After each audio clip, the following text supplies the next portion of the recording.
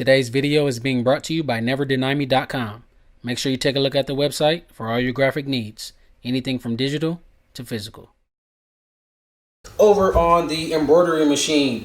Now hopefully you guys might have already seen the computer stitch out exactly how this works. I actually digitized a design for a client, threw it on the memory stick. That design is already in the machine, as you can see right here. It's going to take me about 14 minutes to stitch out, plus all the prep and stuff for, you know, doing afterwards and clipping threads and things like that. This one is already completed. Did this one last night off camera. Just wanted to do it real quick, and I'll save the next ones for today. There it is. Here are the results in my current packaging. Again, I do need to change the packaging up a little bit, but what y'all think?